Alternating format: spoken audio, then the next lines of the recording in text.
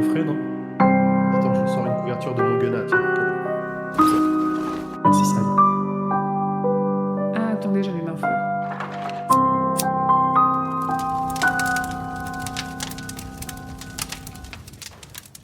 Allez, chers auditeurs et auditrices, venez vous asseoir avec nous près de ce feu de camp virtuel, autour duquel on lave notre linge sale avant un petit voyage Valadash. Allez, compagnon grand poil et Zéphiriel. Aïe, tous les deux. Aïe. Et bonne année, je l'ai pas mis dans mon conducteur, mais j'improvise. Bonne année, parce que c'est quand même... Oh bah alors, bonne année. C'est un épisode C'est qui le va premier sortir au épisode bon de l'année. moment. Voilà, bonne santé surtout. Hein. Non, mais surtout, on se moque, mais c'est l'épisode qui marque les 3 ans, parce qu'on a commencé en janvier, et on est au 36e épisode, donc ça fait 3 ans, déjà. C'est pas possible, parce qu'on a eu une pause. Donc ça devait être décembre. Non, parce que épisode 1... Bah si, de 1 à 12, de 1 à 12 et de 1 à 12. Il y a un couac. Oui. Vous pensez qu'on n'est pas au 36 et que je me suis trompée? Non, on est au 36, mais on devrait être au 36 à décembre. Donc les 3 ans, c'était en décembre. Ouais, je vois ce que tu veux dire. C'est bizarre, du coup. Bon, écoutez, tant pis. Alors, si on a manqué, C'est pas moi qui ai voulu faire une pause. Hein. si nous a manqué un épisode, c'est normal Personne n'a qu'on soit voulu au faire de 36 pause. en janvier. Oui, non, j'ai pas que c'est pas normal que le 36 arrive en janvier. Les 3 ans, c'était en décembre. Je l'ai pas. Le 36e épisode, Pour- en fait, on a sauté un Oui, mois. Mais ça fait 3 ans que l'émission existe en décembre, quoi qu'il. Non, parce que le premier épisode de l'émission, c'était en janvier. On avait fait une annonce en décembre et le premier épisode en janvier. Ouais, mais je crois que ce qui veut dire, c'est Mais que le 31 décembre, c'est la fin de ça fait un an. C'est au 1er janvier que c'est Oui, d'accord. révolu. On était déjà en train de partir. il va- Je dis juste ça. je pensais que ce serait pas un épisode long, mais commence fort. On est tous d'accord. Hein. Moi, je suis d'accord avec ce que Du vous coup, dites. écoute, Je précise. bonne année et bon anniversaire quand même à la Et sentez pas les pieds. Donc bienvenue dans ce 36e épisode de la 19e Palabre aujourd'hui. On continue le tome 5 de La Tour Sombre, Les Loups de la Cala, et on continue, et on termine d'ailleurs la partie 2, qui s'appelle Contes et Récits. On lit les chapitres 8 et 9. Et d'abord, comme d'habitude, on a eu quelques commentaires, avec un commentaire de 89 Neutrix qui répond au fait qu'on se posait une question, enfin on se disait si on avait une question à poser à Stephen King, laquelle serait-ce? Pour 89 Neutrix, c'est quand est-ce qu'il nous raconte ce qu'il s'est passé à Jericho Hill. Encore qu'on a un peu d'histoire post-Mégis dans les BD de la Tour. Alors, on a un peu un bout de la bataille de Jericho Hill à Mégis. King avait dit à une époque que s'il devait écrire une nouvelle histoire vraiment 100% dans le cycle de la Tour, en continuité de ce qui s'est déjà passé, ce serait probablement la bataille de Jericho Hill. Et il y a quelques années déjà, il a dit qu'il l'écrirait pas. Donc, faut pas l'attendre. Après, Bon, en fait, Mais non. ils l'ont Voilà. pas. Ils l'ont pas fait en comics.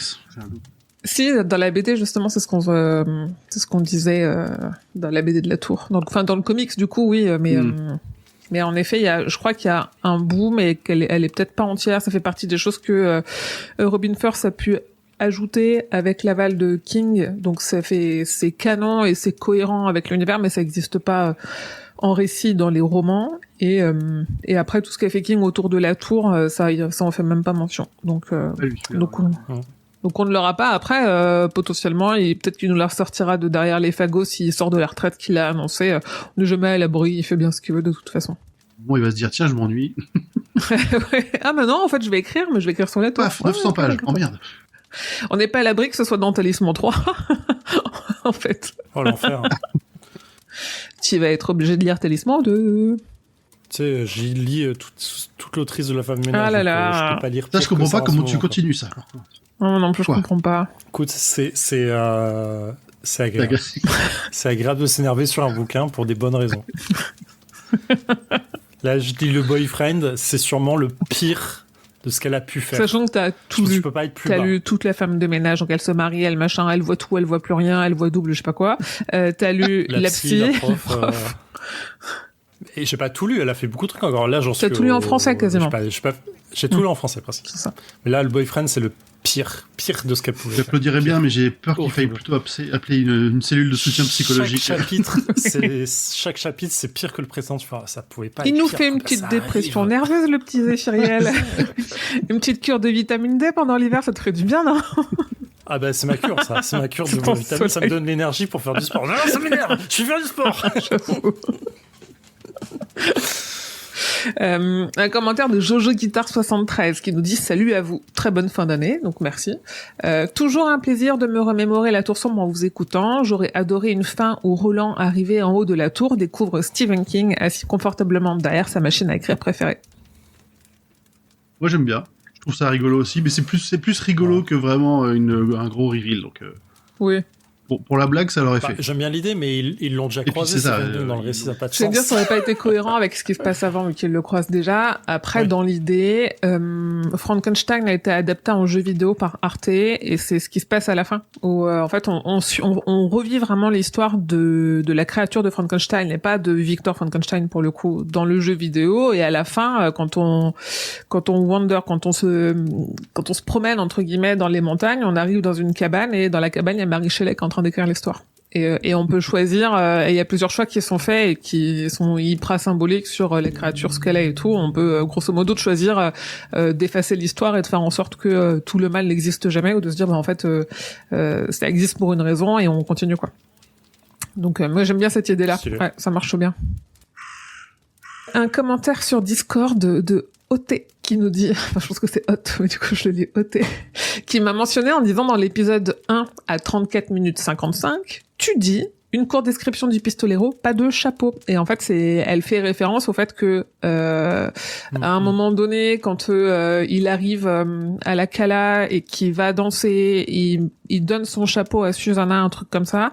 Moi, je disais, pour moi, il a pas de chapeau. King, il a dit qu'il avait pas de chapeau. Il me semblait que dans la description, il y avait pas de chapeau. Vous avez dit non, mais si, c'est pas parce qu'il le décrit pas qu'il en a pas. En fait, Roland, pour moi, dès le départ, il n'a pas de chapeau. Il l'a laissé avec la mule qui est morte, en fait. Et donc, on sait pas d'où sort le chapeau qu'il a déposé à la Cala.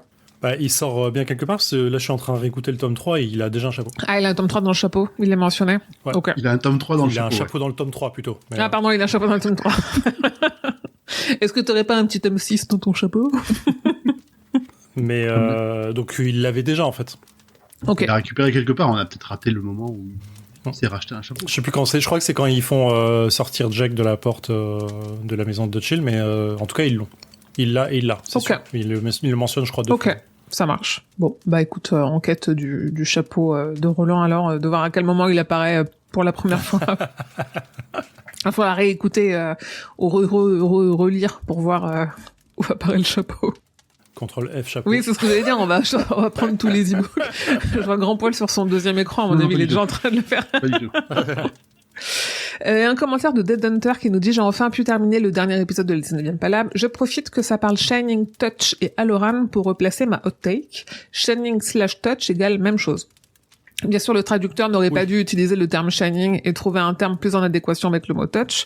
Pourquoi, selon moi, c'est la même chose? Simplement parce que le terme Shining est celui donné à ce pouvoir par la grand-mère de Halloran, qui l'a transmise à Dick, puis à Danny et à Abra. Donc, Dick Halloran, Shining, Dr. Sleep. Danny, c'est Danny Torrance dans Shining, et du coup dans Dr. Sleep. Et Abra, c'est Abra Stone dans Dr. Sleep. Mais personne d'autre n'utilise ce terme. Le Nevray l'appelle la vapeur, donc le Nevray c'est aussi dans Dr. Sleep. Pour eux, c'est l'essence psychique des enfants dont ils se nourrissent. Le fait est que c'est complètement impossible pour des personnes éloignées, ne se connaissant pas, voire même dans des mondes différents, de donner le même nom à ce genre de pouvoir. Ils le donnent en fonction de ce que ça représente pour eux. C'est le concept même des mots. Et j'ai hâte du tome 7 pour replacer ma hot take du pourquoi à un moment particulier Callan devient pistolero.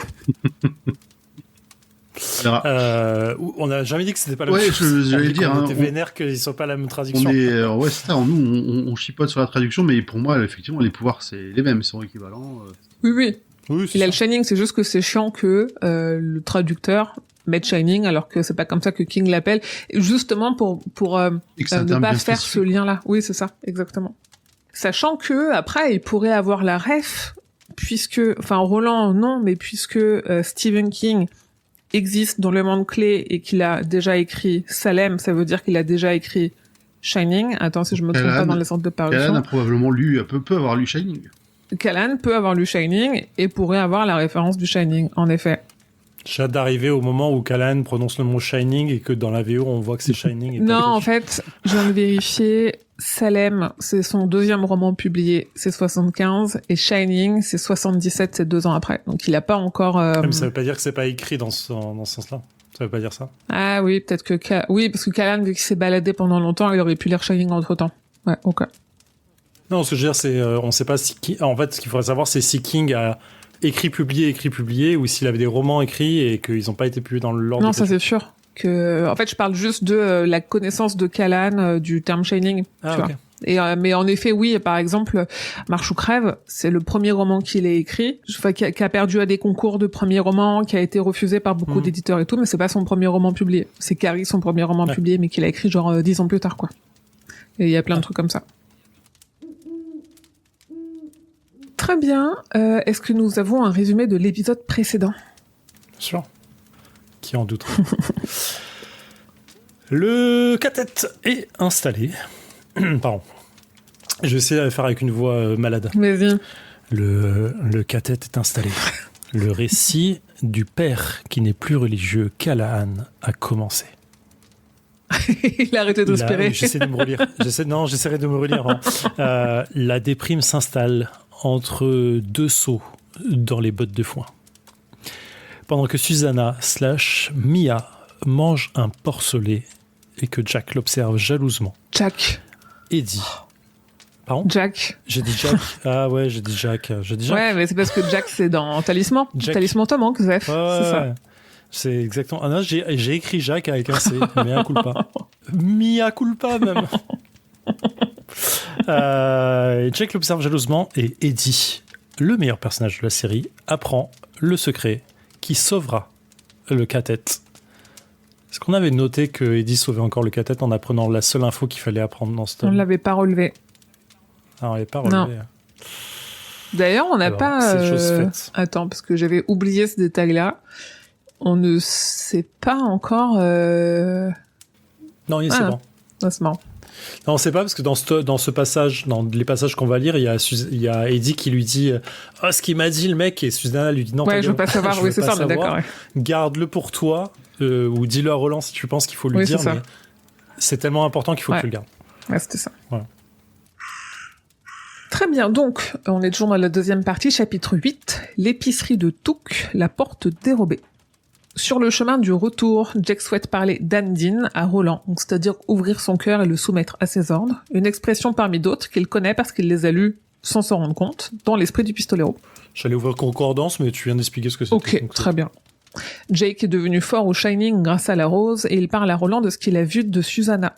Sondine a peu de réponses à ses questions. Suzy s'est montée un monde imaginaire pour ne pas voir réellement où elle va ni ce qu'elle mange. Quand Jack précise qu'il était dans son rêve, l'attitude de Roland change de façon si perceptible que son cheval s'arrête. Quand il lui dit « tu l'as lu dans mon esprit, qu'est-ce que tu as lu aussi ?» Et il lui dit « il y a aussi... j'ai compris aussi Majdin, qui était une sorte de chef religieux. C'est ce que tu penses ce matin à cause de ce vieux Mani, c'est un Majdin. » Et du coup, je vais aller voir dans le concordance et c'est exactement ce qu'il a noté, mais c'est juste pour relever que Majdin était un terme en plus, qui est donc un chef religieux chez les Mani. Jack a aussi compris bien d'autres choses, notamment que ce n'est pas Susanna avec des jambes, mais une certaine Mia. Alors Roland lui demande de tout lui raconter, tout ce qu'il a vu et tout ce qui l'a gêné au réveil. Je reviens juste sur... on avait dit dans les épisodes d'avant que le cathète commençait à être brisé parce qu'il y avait des secrets qui étaient non dits, enfin des mensonges qui étaient non dits. Mensonges non dits, c'est pas la même chose, mais vous m'avez compris. Et dans le tome 3, donc là que je suis en train d'écouter, alors c'est en anglais, mais du coup c'est peut-être plus précis, il réexplique ce que c'est le cathète et comment il peut être brisé, donc par les morts ou par les trahisons. Et en fait, il parle plus de trahison que de secret. C'est assez intéressant en fait. Il fait une toute petite, il y a une toute petite nuance qui est pas très forte, mais qui te fait comprendre que ce qui se passe là. Donc dans le tome 5, c'est pas le début de la fin du cathète, c'est des choses qui sont pas dites parce qu'elles doivent pas encore être dites et qu'il y a un truc de ça viendra quand ça devra venir. Ton micro est coupé grand poil. Je disais, ça viendra peut-être du coup quand le cas l'aura décidé, vu que c'est une information qu'ils n'ont pas besoin de tous connaître. C'est un peu l'idée, ouais. C'est un peu l'idée qu'il y a derrière tout ça, et que du coup, les choses seront pas résolues par elles-mêmes, mais s'expliqueront de pourquoi ça doit attendre. Et là, c'est vraiment l'exemple typique, la fin de ce passage-là, elle est vraiment typique de pourquoi il fallait attendre. de pourquoi la révélation de Susanna et de Mia et tout ça devait pas être dite à tout le monde et qu'elle devait être découverte au fur et à mesure. En fait, pour une raison, pour pas vraiment surprendre les personnes, donc ça devait avoir un impact différent en fait. Et du coup, c'est assez intéressant. Du coup, c'est juste pour revenir sur ce qu'on disait là, il commence à avoir des secrets, c'est pas une bonne chose. C'est pas les secrets qui cassent le cathète, c'est la mort ou les trahisons. Surtout que la trahison, je trouve que c'est très subjectif par rapport à un secret. Un secret, c'est un truc que tu gardes pour toi et que tu dis pas. Après, tu le prends comme une trahison ou pas en fonction de ta sensibilité, les règles ou les accords qui étaient établis dans le cathète. Exactement. En effet. Exactement. Et du coup, c'est d'autant plus intéressant que c'est le dean du cathète qui garde ce secret, parce que c'est lui qui le sait à la base, mais qu'il ne le divulgue pas. Parce qu'il pense que c'est pas le moment pour le faire, parce qu'il pense qu'il doit le garder pour lui pour le moment, et que ensuite ça redescend vers les personnages les plus intenses ou les plus connectés du cathète, donc ou les meilleurs, hein, ça dépend, parce que Eddie en tête, et ensuite au fur et à mesure vers Jack. Donc c'est assez intéressant en fait. Tu peux pas t'en empêcher. Alors Jack raconte tout, même ses peurs, sa déception et sa rancune envers Roland qui lui a tant caché, oubliant seulement au passage de parler de la discussion nocturne du père Slackman et d'Andy. Oui, donc déjà, effectivement, c'est pas une trahison de pas le dire, c'est que pour l'instant, il sait qu'il doit pas le dire parce qu'il comprend pas forcément tout ce qui se passe autour de ça. Oui, puis il oublie un peu, tu vois, il y a beaucoup de choses, donc... Oui, bien sûr. J'ai beaucoup aimé ce passage de j'ai envie de te parler d'Anzine, est-ce que tu vas pas... Et en fait, il y a le truc tu m'as promis que tu vas pas me gronder, et Roland qui lui dit bah non, je vais pas te gronder, et l'autre qui dit bien, se dit-il, il m'a promis de pas me gronder et c'est un homme de parole. Alors il a promis de pas me tuer. Il a promis de pas me tuer. Bon. Et il m'a lâché, tu vois, donc bon, hein, surtout qu'il se refera cette réflexion là plus tard en mode oui, à chaque fois il y a un truc. Bon, il meurt pas une troisième fois à cause de lui, mais on est pas loin. Il aurait pu le laisser mourir. Et j'aime beaucoup aussi Jack qui lui dit pourquoi ne pas lui dire à elle tout simplement. Et là, Roland, il est en mode en fait, il y a plein de choses, il faut grandir. Enfin, je sais plus, il dit j'ai simplement laissé les choses comme elles étaient, machin et tout, et pourquoi elle pas lui dire directement. Quand nous étions jeunes, c'est Cord qui était chargé de notre rendement physique, Vanet s'occupait de la partie mentale, il y a l'enseignement du cas, mais chacun a sa conception du cas, donc c'est un peu compliqué de savoir ce qu'il faut dire ou pas dire tout de suite, donc il faut se laisser un peu aller. Et il y a Jack qui se fait la réflexion, oui bon, moi ce que je comprends c'est que tu éludes ma question, hein. J'aime bien la sincérité du gars. Mais c'est aussi ça montre aussi quelque chose d'un peu terrifiant, surtout pour Jack, c'est que Roland depuis le début quand même c'est un homme plein de très fortes certitudes, et là il nous montre que lui-même ne sait pas où il doit aller, lui-même ne sait pas quoi faire, et c'est dur. Oui, et c'est pour ça qu'il y a cet effet de Roland qui lui dit c'est à toi de prendre la décision, Jack. Il me dit moi je suis un gamin de 8 ans. Oui, mais en fait tu viens me parler en tant que tel, donc tu dois aussi assumer tes propos et tes conséquences. Et on en revient à ce que tu disais, Émilie, sur l'épisode d'avant de Jack, il a pas grandi, enfin il a grandi, il est un adulte malgré lui dans un monde d'adultes alors qu'il a que 8 ans, et du coup le voir effectivement s'amuser avec un gamin de son âge, c'est toujours intéressant. Donc on a fait Roland est honnête avec Jack, il s'en est remis au cas, c'est-à-dire à ne rien faire en attendant de voir, parce qu'il ne sait pas quoi faire. Une réponse qui ne plaît pas à Jack, alors le pistolero propose une solution. Le garçon veut parler, lui, Eddie et Roland, en tête à Susanna, avant l'arrivée des loups, et surtout, faut pas qu'ils en reparlent entre eux avant d'en parler à Susanna. Roland consent, mais il fait ça uniquement parce que Jack pense que c'est la bonne solution. En effet, il le met aussi un peu face à ses responsabilités, et aussi parce que de toute façon, il sait pas quoi faire d'autre. Moi, j'ai noté 2 petits détails qui m'ont un peu surpris. C'est dans ce passage-là, il y a l'expression 10 mots donc qui est utilisée pour 10 mois donc. Ils font des parallèles entre ça. Et puis Roland qui mentionne l'expression Aleyo. Nous, on connaît pas, ça sort de nulle part. Et Jack la comprend en mode s'enfuir, s'en aller. Ouais. Et j'ai vérifié, c'est le même terme en anglais, en tout cas dans Concordance, il y est celui-là, donc c'est bien la même chose. Et ça n'a vraiment aucun rapport avec aucun mot classique de la langue anglaise. Ouais, ils sont connectés. Ouais. Et Jack explique que même sans fouiller, il capte des fois des ondes de Mia, des chansons auxquelles elle pense, ou son appartement de New York qui lui manque. Alors Roland lui demande, une fois par jour, d'aller voir si l'humeur de Mia change, si elle ne commence pas à envisager de partir, notamment avec Susanna, pour l'accouchement. Et après, on rejoint ce qu'on disait tout à l'heure, que Roland se repose complètement sur Jack, incapable d'avouer qu'il ne sait pas quoi faire d'autre. Eddie, de son côté, est soulagé. Les enfants de Jafford vont bien, et le père ne s'inquiète pas plus que ça du fait qu'il manque un porcelet. On n'est pas passé loin. Ça aurait été marrant qu'elle bouffe un enfant quand même. Oui. Roland et Jack le rejoignent ainsi que Susanna et le pistolero a une question pour Zalia. Il a pas n'importe quelle question, il a la question et c'est à elle qu'il la pose. Et ça, moi, ça me fait plaisir parce qu'on a beau critiquer King sur le côté un peu sexiste de son œuvre sur certaines époques. Ça me fait plaisir d'avoir des petits trucs comme ça, de se dire c'est à une femme qui va lancer un Orisa, qui vient poser la question, il lui demande, il lui dit demandez-vous assistance et secours. La troisième des 3 questions. Ouais, juste après, il dit que c'est parce que c'est un peu l'âme de la Kala, ces personnes-là, mais bon, il dit quand même que c'est la femme d'un pecno, c'est pas non plus... Oui, mais c'est quand même la femme, quoi. Ah, mais c'est pas elle. C'est pas elle la pecno, Oui, c'est c'est lui. Mais ouais, non, c'est surtout, cool. il Moi, demande- j'adorais la façon dont il l'amène, vraiment au milieu, comme ça, au milieu d'une conversation, sans faire de foin, et puis limite, il écoute même pas la réponse. Oui. Je crois qu'ils nous le disent après, d'ailleurs, que il poserait pas la question s'ils n'étaient pas certains de la réponse qu'il allait recevoir. Oui, c'est pour ça qu'il prend du temps pour enquêter, entre guillemets, enquêter et prendre la température. Oui, parce qu'il passe très vite à un autre sujet, celui des Orisa, et donc il lui pose son autre question. Rejoindra-t-elle les rangs une fois l'heure venue? Et la réponse est encore positive. Et il y a un espèce de moment irréel où Roland sourit, alors que Tian bug, elle accepte également d'enseigner le lancer à Susanna, et donc il faut qu'elle s'entraîne, et dans 9 jours, Roland aura un plan, et elles devront faire leurs preuves. Ouais, moi j'ai bien aimé la réaction du mari qui sait que sa femme va aller se battre et que il est content quoi, de savoir que c'est une guerrière et que c'est ok quoi. Il y a un truc assez, assez cool. Oui, il y avait déjà un Le peu de mari ça à qui donne l'épisode. son autorisation. Il y avait déjà un peu de ça à l'épisode précédent. Ouais. Il y a une espèce de fierté en fait. Oui, c'est ça. Ouais. Donc Roland part voir le Dean des Manies, le fameux Henchik. Il veut des infos sur une des grottes pas loin de leur camp, la grotte de la Porte. T'as un truc à dire sur le point d'avant, non? Ouais, Non, pardon, il y avait, je voulais pas te couper parce que t'enchaînais bien, mais c'est, il y avait juste Kala, il parlait juste de la Kala Amity et la Kala Lockwood. Il n'y a rien en concordance spécifique par rapport à ça. Juste dire que c'était les Kala qui sont à côté de la Kala Ok. Prince Surgis. C'est la Kala Amity, t'as dit, pardon. Amity. Oui, bah c'est Comme rigolo, Amityville. parce que- Comme Amityville. Puis si tu le dis un peu vite, ça fait la Calamity. Oui, la Oui, je pense Calamity qu'il y a Jane, un ouais. jeu de mots. Mm. Il y a un jeu de mots. Et Lockwood, c'est bizarre d'ailleurs, ça fait presque pas réel comme nom, Lockwood. Il y a sans doute une ref à quelque chose, une inspiration, un clin d'œil à un univers western, ouais. Je me suis posé la question dans un des dans la clé des vents, je sais plus s'il est dans une Kala le gamin et si c'était pas une des Kala, mais il l'aurait dit dans Concordance, je pense. Ah, Ouais. peut-être pas, en vrai. À quoi ça me fait penser, peut-être pas. Lockwood?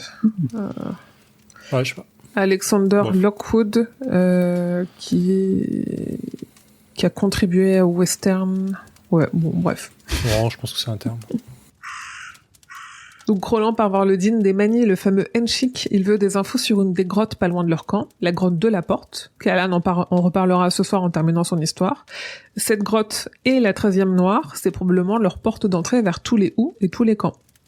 Et pendant ce temps, les 4 autres, parce qu'il faut aussi compter Hot, hein, n'oublions pas qu'il y a Hot dans le lot, ils vont aller chez Touk, l'épicier, et Roland leur donne pièces d'argent, pièces d'or et pierres précieuses venues d'une bourse magique en cuir qui lui vient de son père, qui moi m'a fait penser un peu à le sac de Mary Sans fond. Poppins. En même temps, on a l'impression que presque il les produit les pièces, pas juste il les cache. Et ça, c'était assez drôle. Et il y a assez C'est peu de exactement. manifestations de la magie, Il nous comme dit, vraiment hein, un tour de que- magicien, quoi, tu vois.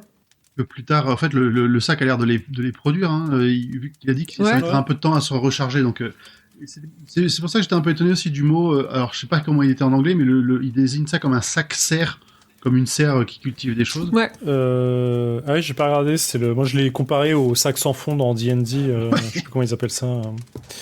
Bah ouais, Mais non, c'est c'est pour ça un que toi, je bon parle de nom. Mary Poppins et en même temps, c'est pas ça parce qu'en effet, c'est le sac qui produit des choses. C'est pas juste un petit sac qui peut en cacher des grandes. Dernière trace Oui, de oui. magie qui est restée. Il y a surtout, et en fait, il a la même chose sur le tabac, je crois. Plus tard, dans le tome 7, il explique que le tabac, Ça me parle. dans son truc, se produit, se pousse aussi, ou un truc comme ça, j'ai un doute. Parce que là, ils en Ça rachètent, ils vont en racheter. Took Store, The Unfounder, c'est 4. Et je pense que Took, ça a un rapport avec Seigneur des Anneaux aussi. Mais voilà. C'est le Ah même ouais personnage. Full of a took. Hein? C'est dans le film Full of Took, c'est quand il se moque des Took, Gandalf. Oui, je pense que c'est ça. J'ai un doute en fait. Mais le terme, il est tellement connoté Seigneur des Anneaux que ça me paraît pas bizarre. Ça me paraît pas bizarre. Ah mais oui, Took, c'est un nom de famille Oui. de qui? C'est Peregrine Took. Peregrine Took, oui. Ok. One eternity later. Un petit sac, et Sailor Wonder, Roland Smile, most of the magic I once knew had access is gone, but you see a little lingers. Like soak leaf in the bottom of the teapot. Blablabla. It's a grow bag. Grow. Like, Ouais, donc, Ah oui, pousser, des ouais. choses, ça. Pousse bag. Ouais. Un pouce sac, pardon. Un serre-sac, ça marche bien, je trouve. Ouais. Donc il se donne rendez-vous le soir même chez Callahan pour le dîner et Roland part, laissant le reste de son quartet fier, mais aussi apeuré. Touk l'épicier est un vieil homme amer qui n'aime pas les étrangers et n'accepte pas les animaux dans son épicerie. Donc déjà on l'aime pas. Pendant qu'ils font leurs courses, principalement des vêtements, quelques habitants viennent discuter avec les pistoleros et la boutique se remplit, alors qu'Eddie réussit à tenir tête au vieux con de Touk dans le plus grand des calmes. Ouais, juste, pardon, pour revenir sur le point de passage 4, j'aime bien quand Roland explique à tout le monde ce qui va se passer et t'as même Hot qui fait qui écoute. Ok. Et oui, Eddie qui gère très bien tout, que je trouve ça, c'est Eddie mon amour. Voilà. Il gagne en maturité, en fait, c'est ça aussi que ça nous montre. Il ça. continue à faire du Eddie, mais il reste calme et il met les gens dans sa poche parce qu'il est bon, en fait, il est bon à ça. Ouais, je pense que c'est du crochet. En temps normal, j'ai l'impression que les premières fois qu'on l'aurait vu, il aurait plutôt fait des blagues, il l'aurait mis en porte-à-faux, il n'aurait pas réussi à manipuler la foule autour de lui comme il le fait là. Je pense qu'il gagne en finesse et en subtilité, tu vois.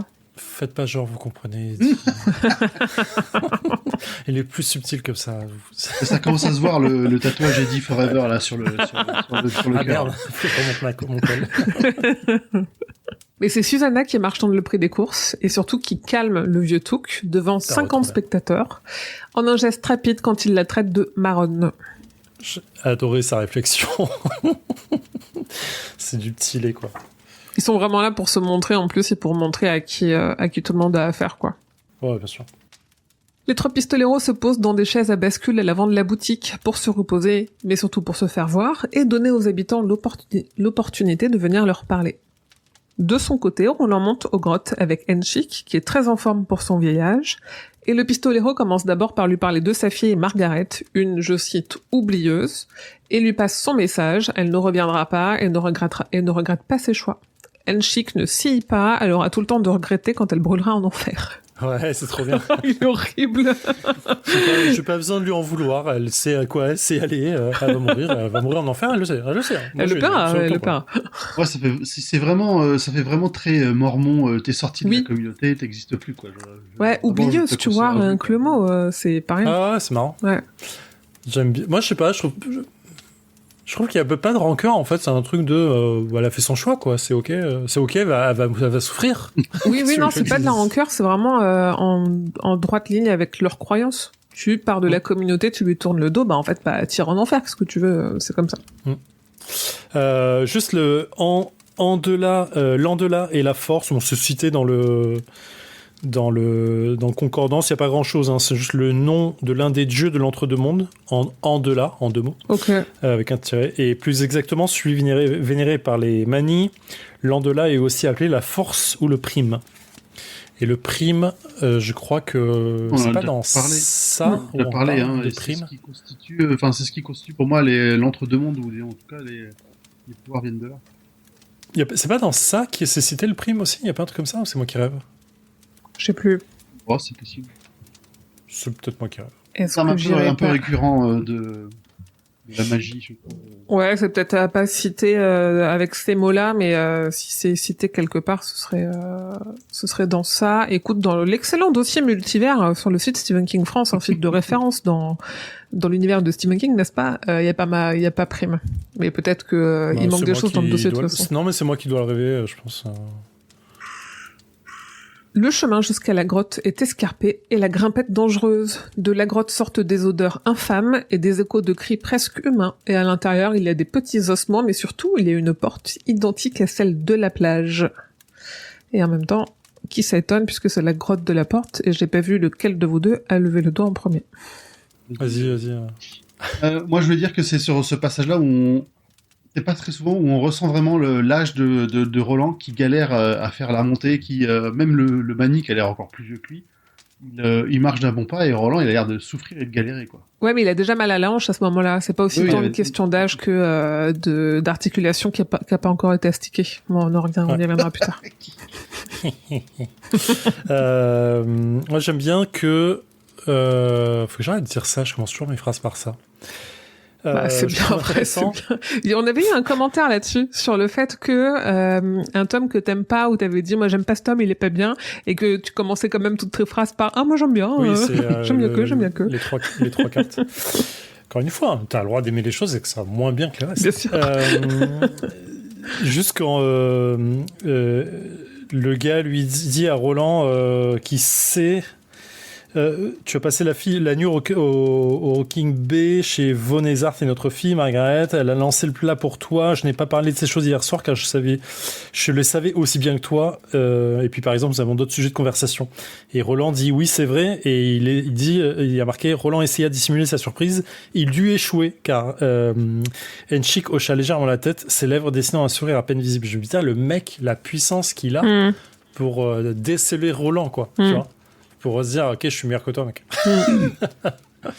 Pas toujours un truc de se mesurer, mais bon, quand même. Quoi. Ouais. Tu sais, ça fait un peu comme dans Le Seigneur des Anneaux, t'as Tom Bombadil qui arrive et qui fait oh, un anneau, tiens, je l'enfile. Ouais, facile. Ouais, allez, et je repars. Donc, la porte dans la grotte. Elle est en effet comme celle de la plage, pas d'encadrement, mais une inscription, la même que sur la boîte de Callahan, des hiéroglyphes qui signifient dérober. Enfin, au début, il dit juste que si Roland doit mourir là, de toute façon, le K-Tête continuerait et que c'est Eddie qui reprendrait le flambeau. Je vais dire où ils vont en venir. De toute façon, toutes les trois lignes, on dit qu'il va s'en remettre au cas. Pourquoi on le reprécise là, en fait, cette chose. C'est pas moi qui l'ai dit, c'est Roland qui le dit. Eddie en tête. À défaut de mieux, tu vois, en fait, c'est peut-être pas son meilleur choix, c'est peut-être son choix par défaut. Alors, si c'est son choix par défaut, je veux même pas voir le reste. Ah, vous auriez vu le regard qu'il m'a lancé. Je me dis, non, mais ton argument, je l'ai trahi. Il vaut rien, ton argument. Juste, si Eddie est pas le meilleur choix, j'imagine même pas ce qu'il y a derrière. Tu vois, genre, je quitte le podcast. Donc, les voix, elles viennent du côté de la porte, où le sol de la grotte devient tout à coup abrupt et plongerait quiconque s'y aventurait dans l'abîme. Dans les voix, Roland entend celle de sa mère, celle de son père, celle de Walter, le bruit du cordel soufflé par Cuthbert juste avant sa mort. Ria Ducos. En fait, je me dis, entre les voix et l'odeur et le fait que ce soit dans un espèce d'enfoncement, dans un abîme, en fait, est-ce qu'on n'est pas sur une tramée ou un morceau de tramée? Ça s'en rapproche, non? Ça pourrait, mais par contre, tu t'es arrêté avant de dire que quand même, on entend aussi la voix de sa mère, Roland, non, ne tire pas, c'est... Et le bruit, on a quand même en direct l'assassinat de sa mère, quoi. Oui, j'ai dit qu'on entendait celle de sa mère, mais j'ai pas tout détaillé ce que disaient toutes les voix, en effet. C'est dur pour Roland. Pour moi, c'est pas une tramée, c'est plus une... en vrai, je sais pas exactement ce que c'est, mais c'est pas une tramée pour moi. Parce que la tramée, il décrit vraiment ça toujours comme un bruit d'enfer, en fait, un bruit que tu peux pas assoupir. Là, il y a vraiment un truc de... C'est un... Je dirais que si c'est un endroit où on a foutu tout le mal possible, c'est exactement ça à quoi ça ressemblerait, quoi, tu vois. Le truc qui essaye de t'attirer en permanence dans la dépression, dans la mort. Ouais, c'est un peu comme ça que je voyais la tramée, mais... Ok. Il y avait un peu de ça quand même dans la tramée qu'on a vue à Mégis. Oui, je vois ce que tu veux dire, mais la tramée, il la décrivait comme un truc de... En fait, le bruit de fond n'était pas clair. Tu vois. Oui. Et c'est quand mais malgré ce que tu entends pas, en fait, il y a un truc qui peut t'attirer et qui peut te faire plonger dedans. Ouais. Là, il y a un truc de... ça cherche même pas à t'attirer dedans, en fait. Ça cherche juste à te déprimer tellement que t'as envie de te jeter dedans pour pour le plus l'écouter, en fait. Je trouve qu'il y a un truc un peu différent dans l'idée. Ok. Mais pour moi, c'est clairement... l'équivalent du puits dans Le Seigneur des Anneaux. Non. Et comment tu fais cette référence que tu n'as pas du coup? T'as vu les films? C'est exactement ça. Donc dans le puits qu'on a dans la citadelle de Sauron dans le Seigneur des Anneaux. Mais oui, c'est une inspiration. C'est pas du tout ça. Non, pour moi, c'est le puits qui... J'allais faire une référence à King en plus. Je me fais couper pour ça. Dans Conte de Fées. Dans Conte de Fées, oui. À la fin, alors spoil. Oui, spoil. Conte de Fées. Attention, avancez de 5 minutes si vous voulez pas spoiler la fin de Conte de Fées. Dans Conte de Fées, à la fin, il explique qu'il descend justement dans un espèce de puits un peu bizarre et qu'il entend des voix qui sont aussi pas agréables ou qu'il y a un truc un peu chelou dedans.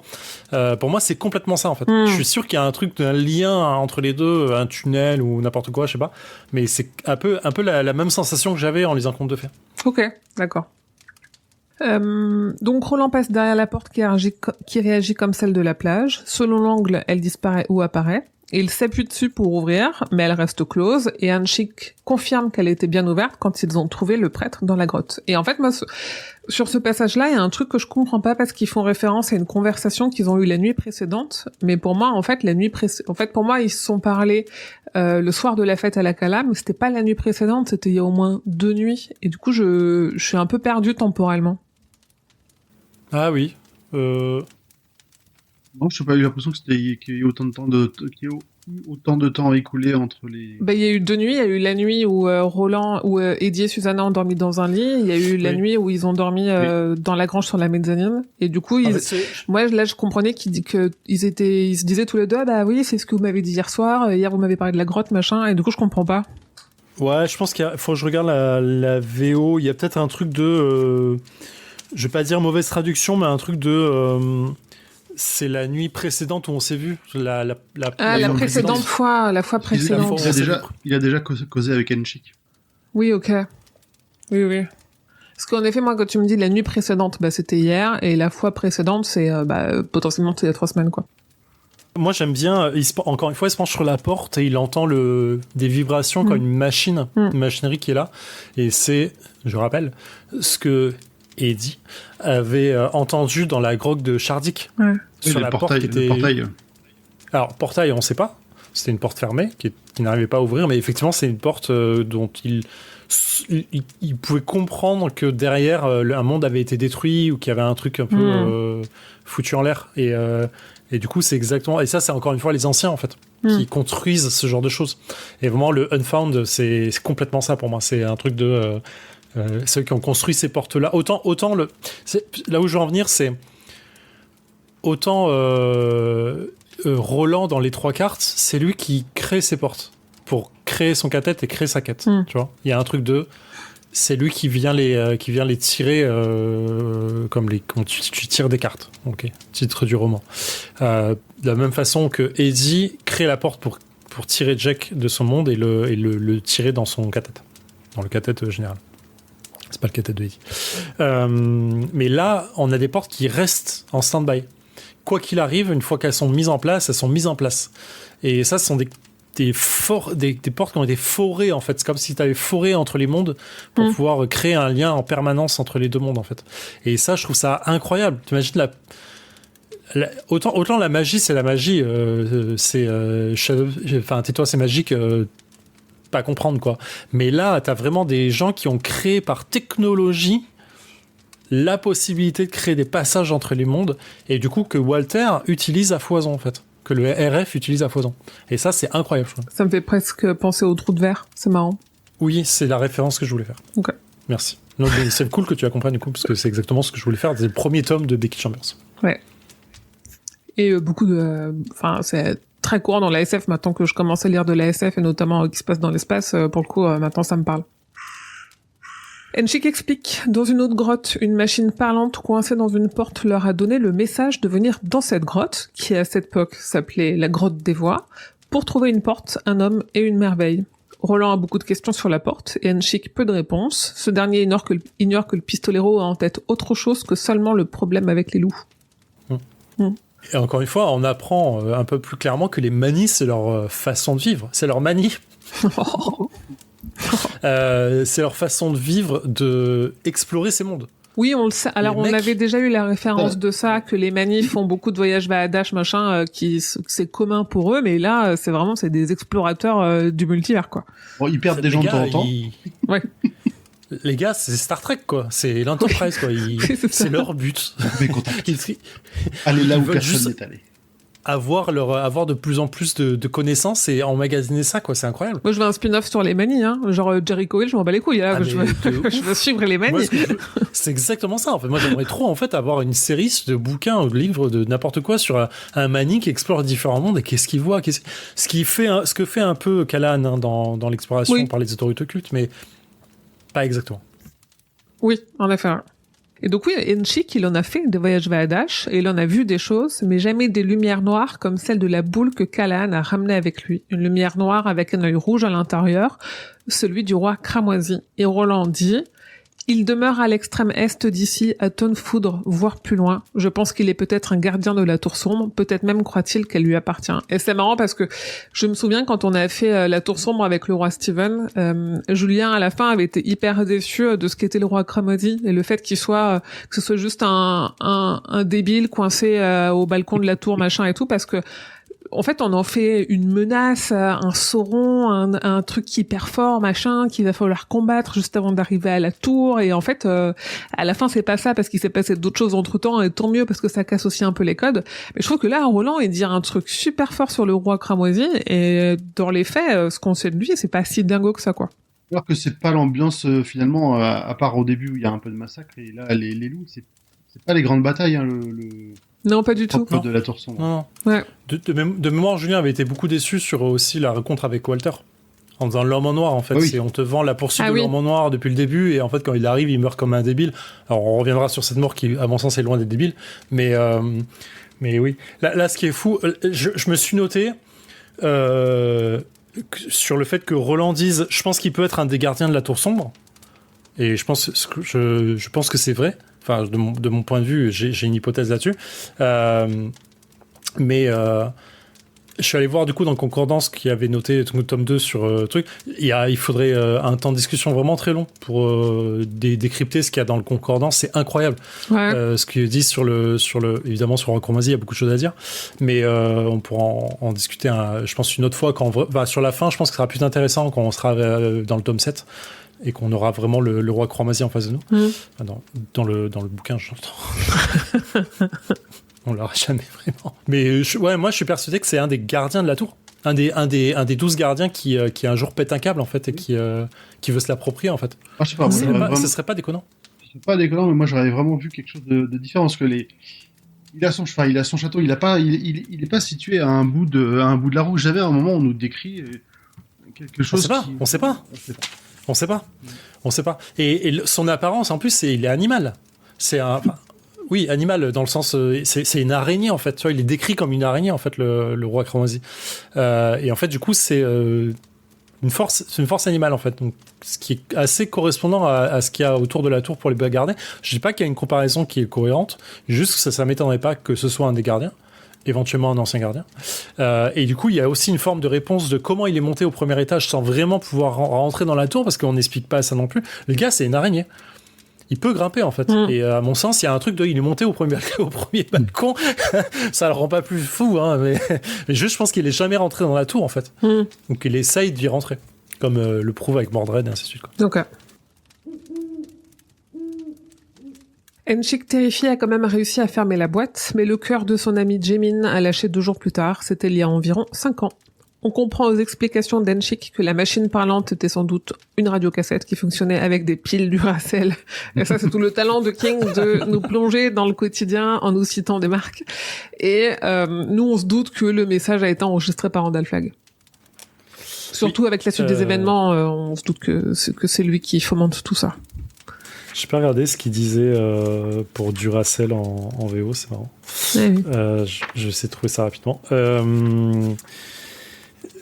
Je balance un... Est-ce que je le dis maintenant ou est-ce que je le dis après? Parce que c'est après que je l'ai vu, mais là, comme tu l'as dit, je le vois. La boule noire, elle a été trouvée quand avec Callahan? Il y a 5 ans, donc... Ok. Callahan, il a croisé quand Jack et... Oui, je sais, ouais. Ah, ok, d'accord.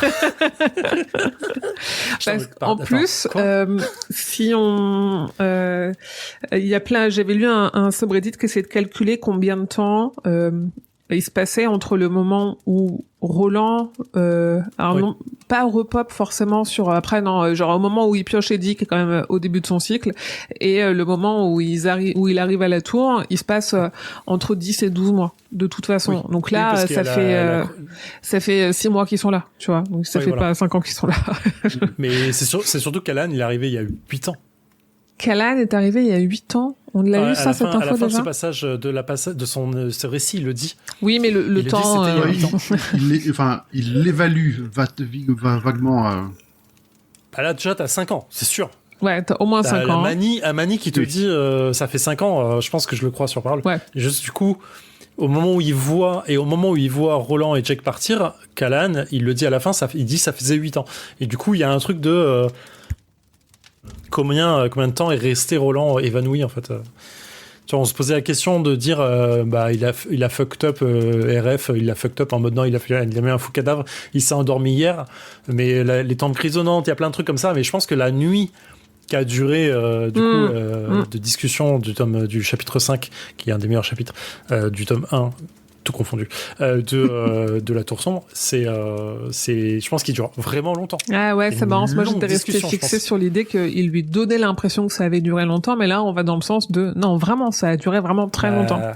Il y a 8 ans qui partent en fumée d'un coup, en fait. Je veux bien que le temps soit mouvant, il y a un truc, mais ouais. Soit il y a 8 ans qui partent en fumée, soit Callan, il fait des sauts dans le temps, tu vois. Il peut aller au moment où Roland et Jack arrivent et puis revenir dans le passé avec la boule, tu vois, sans qu'il soit passé 8 ans.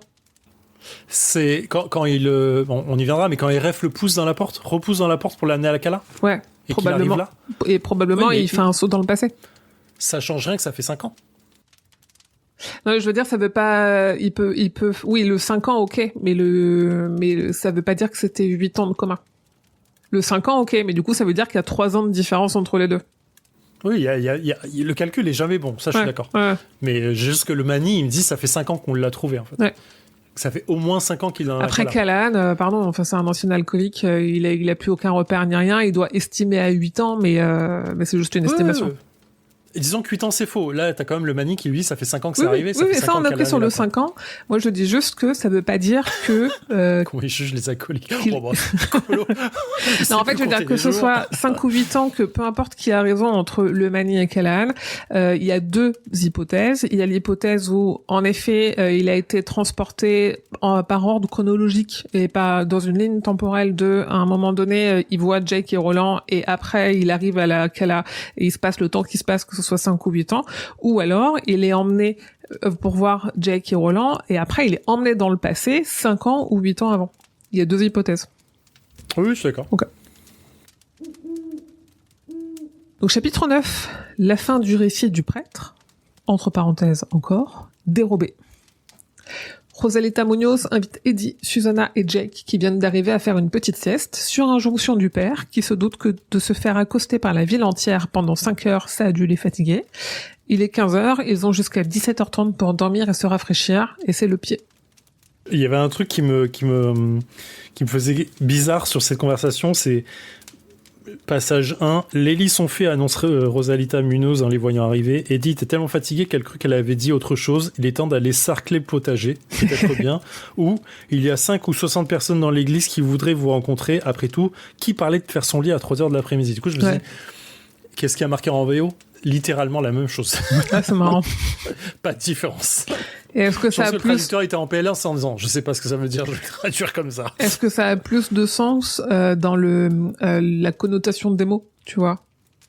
Parce que là, nous, ça se Non, y ressemble a pas pas trop, plus- c'est ça qui est étonnant. Il n'y a pas plus ça rime pas plus, quoi. Oui, Tu vois, ok. c'est pareil. C'est ok, il a compris un truc avec plus de mots. Je n'ai pas compris pourquoi il a compris ça. Quoi. Il est vraiment très très fatigué.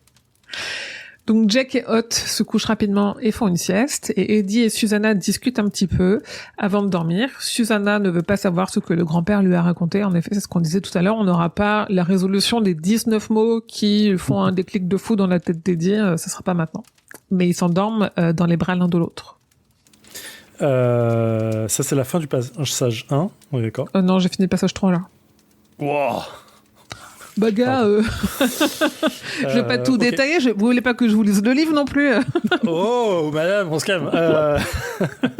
Non, je sais. En fait, c'est intéressant parce que ils expliquent que c'était fatigant effectivement d'attendre, de rencontrer les gens et tout, et ils disent, excusez-moi, je fais un point Hot parce qu'on l'oublie souvent, même Hot a pris en charge une partie du travail, il accepta les caresses répétées, il parla quand on lui le demandait, jusqu'à ce que Jack se lève et aille mendier un bol d'eau. Et même là, Jack va remplir, Hot reprend quand même les caresses et les trucs, et quand Jack revient, il se cache derrière lui. Je trouve ça trop mignon. Ouais. Et donc on a passage 1, Eddie et Susanna qui font leurs petits points et tout, et qui vont s'endormir. Passage 2, Jack qui boit un coup, donne de l'eau à Hot et dorment tous les deux. Passage 3, non pardon, c'est passage 3 du coup. Oui. Passage 1, ils font le point. Passage 2, Jack va dormir. Passage 3, Eddie et Susanna vont dormir. Passage 4, tu y es pas encore, mais c'est du coup Roland qui va aller se reposer. Du coup, on a un éventail de passages. Oui, tu vas le lire. C'est juste que du coup, moi, je m'étais arrêté au passage 3 en disant c'est trop mignon, je trouve ce passage qui a un truc de pause. On est à peu près à la moitié, on a dépassé un peu la moitié, mais on vient de passer un gros schéma du livre. Et on va passer là sur la deuxième partie du livre qui est la plus folle. Tout va se dérouler là d'un coup. En fait, toutes les révélations vont arriver au fur et à mesure et ça va jusqu'à la bataille finale et ainsi de suite. Et je me dis, on a vraiment un temps de pause. C'est ce truc de les gens se reposent à l'auberge avant de partir à la guerre. Et il y a un peu ce passage-là, je trouve ça intéressant. Là, tu dis dans les pages qui suivent, on a Aaron Dipno et Calvin Tower qui viennent sauver Callahan, qui se fait choper par les frères Hitler, et Callahan qui déboule au relais, emmené par Randall Flagg, qui lui fait maîtriser la boule noire, et il voit Jack et Roland loin qui dit, alors ils vont mourir sous les montagnes, et s'ils meurent pas sous les montagnes, ce sera Léomar, et sinon, si c'est pas Léomar, bah tiens, c'est la boule, repart avec. Et tu fais, quoi? Il faut respirer avant de prendre ça, parce que ce qui arrive... C'est littéralement ce qui arrive. Tout le monde prend une pause avant de repartir. Ça accélère. Ah ouais, c'est clair. Donc, en effet, pendant que tout le monde dort, Roland arrive et profite du temps libre pour se faire frictionner l'articulation douloureuse par Rosalita. Et notons quand même le sens qu'a King pour les métaphores, parce qu'il dit « Elle avait une source secrète entourée de douce mousse à laquelle il fut heureux de s'abreuver. » Tu dis « Bah, non. » C'est mignon. On prend du bon temps. C'est la fin du point 4. Ah ouais, c'est le point 4. Comment c'est comment en anglais? Oh là là, je m'en veux. Je vais la faire aussi. Je devrais lire en anglais direct, je pense. Hop. J'ai pas envie de mettre du fluo sur ça.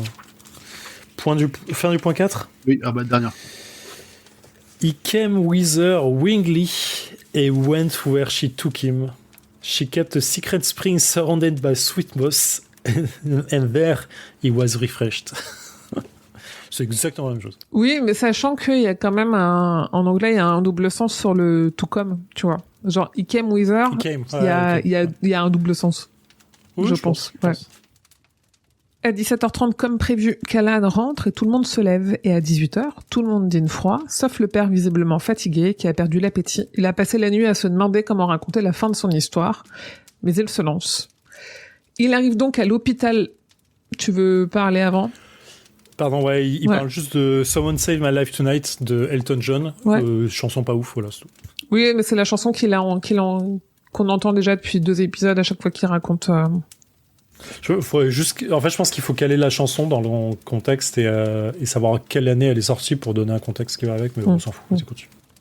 Il arrive donc à l'hôpital au chevet de Rowan Magruder, où il fait la rencontre de sa sœur jumelle, parce qu'il y a toujours des jumeaux et des jumelles chez King, venue avant qu'il ne meure.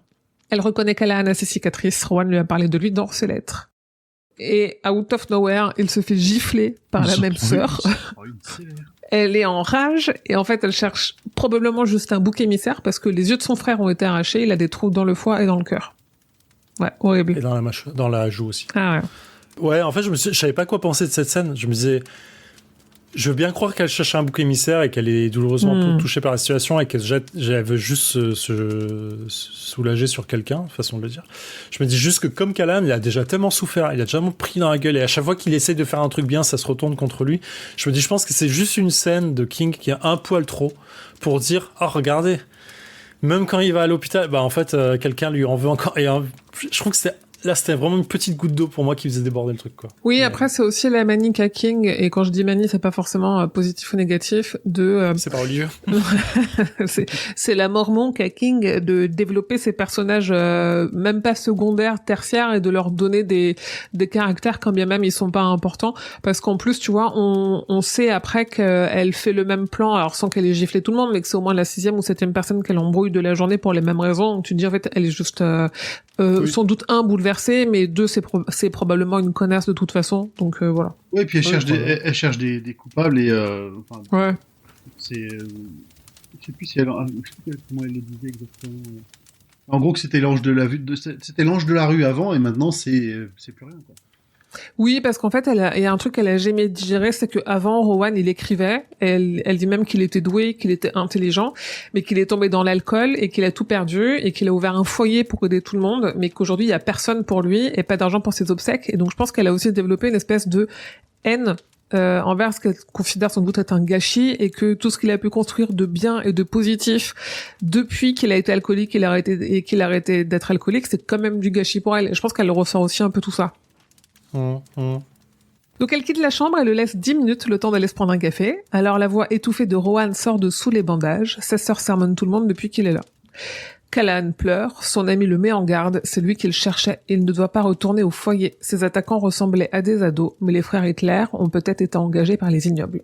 Callahan doit partir. Du monde débarque dans la chambre parce que le bip de la machine de Rowan s'est accéléré. Il doit partir sur la côte ouest, un aller sans retour. Il part de la chambre de Rowan, la chambre 577. Ouais.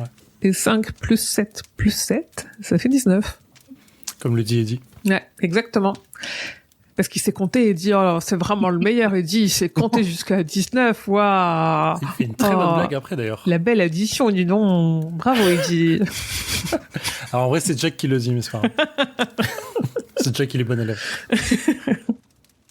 Et Callahan avait vraiment l'intention de monter dans un bus pour l'Ouest dès qu'il sortirait de l'hôpital, mais il est submergé par tous les souvenirs du foyer. Alors il veut y jeter un œil une dernière fois avant de quitter New York pour toujours, même si aujourd'hui ça paraît suicidaire. Mais il n'y est jamais arrivé. Il a fait un détour, par le terrain vague sans qu'il le sache, pour y aller, et en arrivant, il sent que quelque chose cloche, une alarme se déclenche dans sa tête. Il se retrouve nez à nez avec les frères Hitler, un grand, George l'appelle Callahan, mais on saura plus tard que son vrai nom est Nort, et un petit, Lenny. Callahan veut s'enfuir, mais il se fait rapidement attraper et violenter, les testicules en premier. Je détaille pas toutes les violences, mais l'enfer, il prend très vite très cher. Hein. Tu sens qu'ils sont pas là pour rigoler et qu'il va probablement très, très vite y passer. C'est l'enfer. Mais s'ils le torturent dans la rue, ils se feront choper, alors ils le traînent ailleurs, et alors qu'un doux bourdonnement puissant et bon sort de derrière la palissade. Les frères le sentent aussi, mais ne l'apprécient pas. Au passage, il vérifie quand même à la cicatrice sur sa main droite qu'il est bien l'homme qu'il recherche. Il était temps. Ouais, c'est clair. Viens, on le tabasse. Attends, c'est bien lui. Oui, c'est bon, allez, vas-y, on continue. Il est mis à l'abri dans une ancienne laverie, la laverie de la baie de la Tortue. Il se fait ligoter les mains dans le dos, une arme braquée sur lui, et il a quand même le cran de les interroger sur qui il les a engagés. Nouvel écrasage de couilles de Callahan, puis il se fait prendre en photo. Une photo Polaroid, en guise de preuve. Bon, une après. Ouais. Il se fait briser la mâchoire en 4 endroits quand il dit au grand d'aller se faire foutre. Le petit supplie le grand de faire lui-même la croix gammée sur son front. Il ne fait que celle sur les mains parce qu'il a tendance à les foirer.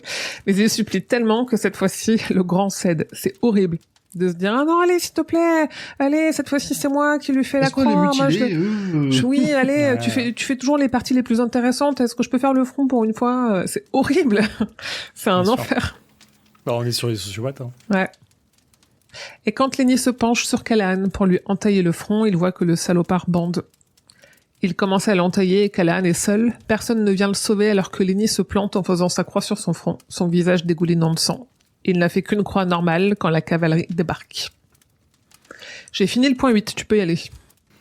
C'était le début du point 9. Tu vois, je l'étais contre ma joue, c'était en attendant de lever comme ça. Écoute, je n'ai qu'une phrase dans le point 9, c'est « Callahan ne sait pas qui l'a sauvé ». Oui, et en fait, t'as effectivement Jack qui lui dit, grâce au Shining, il a senti que le pistolet allait en tête, et il lui dit effectivement, est-ce que c'est nous qui t'avons sauvé? Enfin, est-ce que c'était nous la cavalerie, mon père? Et le gars lui dit non, je ne crois pas.